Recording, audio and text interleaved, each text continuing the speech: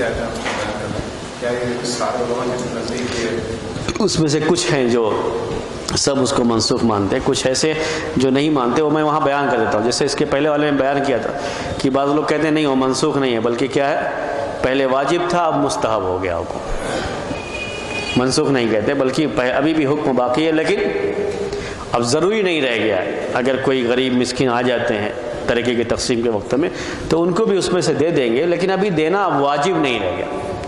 جب ہم کہتے ہیں واجب نہیں رہ گیا تو اس کا مطلب اصل یہی ہو جاتا ہے، چاہے آپ اس لفظ میں کہیں چاہے اس لفظ میں. پہلے جب ہم کہتے ہیں کہ وہ منسوخ ہے تو واجب ہونے کے لیے ہی یہ بات کہی جاتی ہے. مندوب کی بات رہے تو منسوخ ہونے کا معاملہ نہیں آتا پھر اس میں.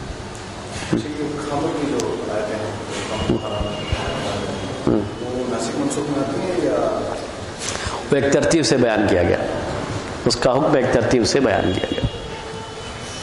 تو جو آخری حکم ہے وہ پہلے کی ساری اس کو جو ہے منسوخ. پہلے جو بھی تھا یعنی پہلے کیا حکم میں یہ تھا کہ وہ پیتے تھے، جائز تھا ان کے لیے پینا، وہ سب کی سب ختم ہو گیا. وہ ایک دوسرا مسئلہ وہاں پہ آتا ہے، وہ جو چیز پہلے سے چلی آ رہی ہے، کوئی شریعت کا حکم نہیں تھا، کہیں بھی شریعت میں شراب پینے کا حکم نہیں آیا، تو کیا اس کو ناسخ منسوخ کہیں گے یا نہیں کہیں گے؟ ایک الگ مسئلہ ہے. وہ اسی سے نسخ سے جڑا ہوا ہے، ایک دوسرا مسئلہ ہے وہ کہ اس کو ناسخ منسوخ کہیں گے یا یہ کہا جائے گا کہ پہلے یہ چیز اسلام نے نہیں حلال کر دی تھی لیکن پہلے سے لوگ کرتے آئے تھے تو اسلام نے اس کو باقی رکھا تھا اور بعد میں اس کو ختم کر دیا. یہ صرف اتنا ہے، یعنی کہیں بھی آپ کو قرآن میں یا حدیث میں یہ لفظ نہیں ملے گا کہ شراب پینا حلال ہے.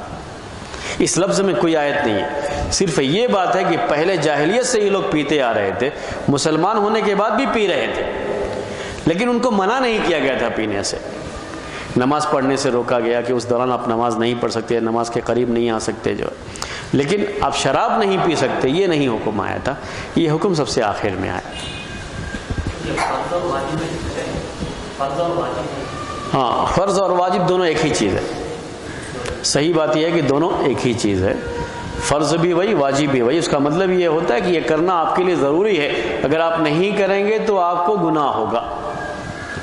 البتہ احناف کے یہاں تھوڑا فرض اور واجب میں فرق کرتے ہیں، تو اسی لیے میں نے سوچا کہ آپ کو اب شاید ہو سکتا ہے وہ مقصد ہو آپ کے پوچھنے کا، تو میں واضح کر دیتا ہوں. احناف کے یہاں یہ جو میں نے 5 حکم بتائے تھے ان کے یہاں 7 ہیں. کتنے ہیں؟ 7 ہیں. تو فرض ایک ہے، پھر اس کے بعد واجب ایک ہے ان کے، اور فرض اور واجب دونوں ان کے یہاں کیا ہے، کرنا ضروری ہے. اس میں کوئی فرق نہیں ہے دونوں میں، ان میں اور دوسروں میں. یہ بات دونوں میں ایک ہی ہے کہ وہ واجب ہے، فرض ہے، کرنا ضروری ہے. آپ نہیں کریں گے تو آپ کو گناہ ہوگا.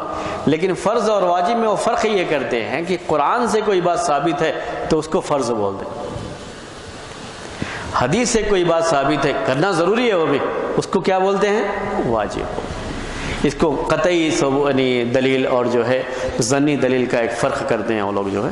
میں اصل وہ قطعی اور ظنی پھر سمجھانا پڑے گا وہ ایک لفظ. تو یوں میں نے کہہ دیا آپ کو سمجھانے کے لیے کہ قرآن سے جیسے کوئی بات ثابت ہے تو اس کو کیا مانتے ہیں؟ واجب، فرض کا درجہ دیتے ہیں. اگر حدیث سے صرف ثابت ہے تو کہتے ہیں واجب ہے.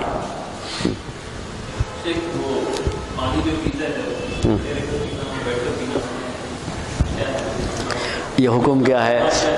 یہ حکم کیا ہے؟ حرام ہے آئیں کھڑے ہو کر کے پینا یا صرف مکروہ ہے؟ یہی نہ بات ہے، یہی کہنا چاہ رہے ہوں گے آپ، میں سمجھ رہا ہوں. اور بیٹھ کے پینا یہ صرف مستحب ہے یا واجب ہے؟ جب آپ کہیں گے وہ حرام ہے تو یہ واجب ہو جاتا ہے.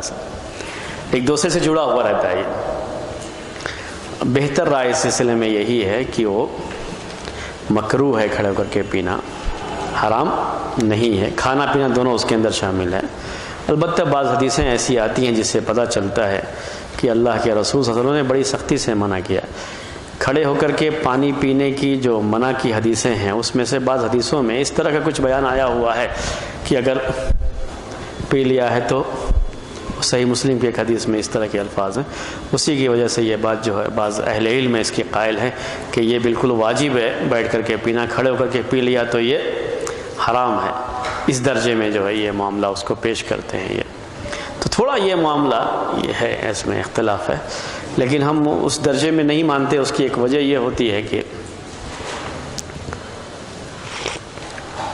میں اپنی اس کی بتا رہا ہوں آپ کو رائے کے لحاظ سے کہ عبداللہ ابن عمر رضی اللہ تعالیٰ عنہما کی بھی ایک صحیح حدیث ہے کھانے کے بارے میں کہ ہم بازار میں چلتے ہوئے کھا بھی لیتے تھے، ایسے کچھ لیا کھا لیا.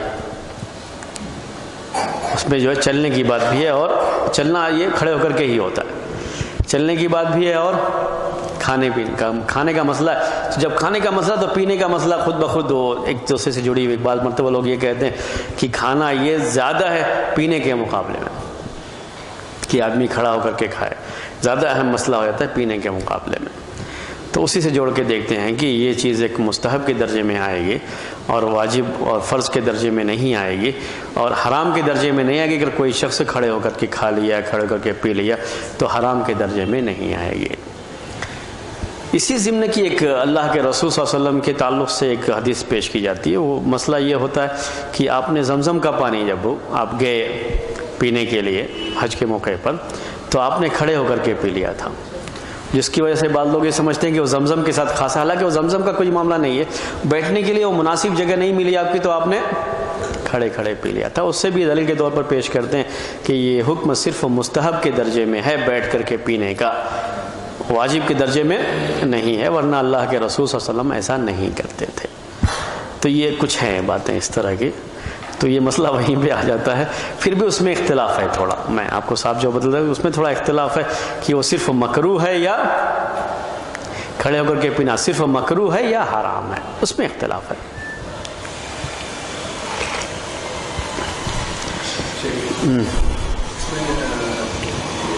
رجم کے بارے میں اس سے پہلے کوڑے لگانا.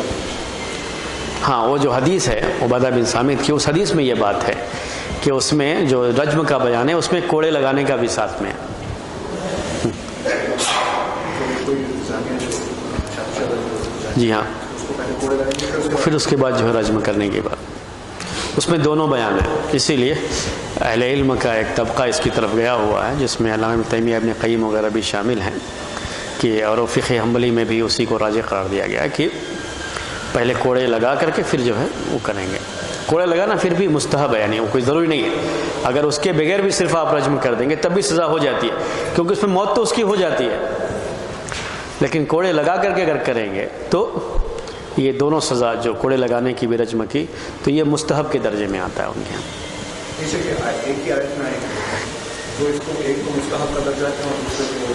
کون سا؟ ہاں ہاں جی ہاں، وہ ایک ہی حدیث میں دونوں آیا ہوا ہے، یہ کہنا چاہ رہے ہیں ایک ہی حدیث میں دونوں آیا. اس کی وجہ یہ ہے کہ بعض حدیثیں ایسی ہیں جس میں بعض لوگوں سے جو اس زمانے میں ہو گیا تھا انہوں نے آ کر کے اعتراف کیا اللہ کے رسول صلی اللہ علیہ وسلم نے کہ ہاں مجھ سے یہ غلطی ہو گئی ہے. اس میں صرف رجم کا ہی ذکر ہے، یعنی کوڑے لگانے نہ لگانے کا ذکر نہیں ہے، کچھ ذکر ہی نہیں ہے اس کا. اس کی وجہ سے بعض یہ بات کہتے ہیں کہ وہ کوئی ضروری نہیں ہے، اگر اس کے بغیر بھی رجم کر دیں گے تو کافی ہو جائے گا.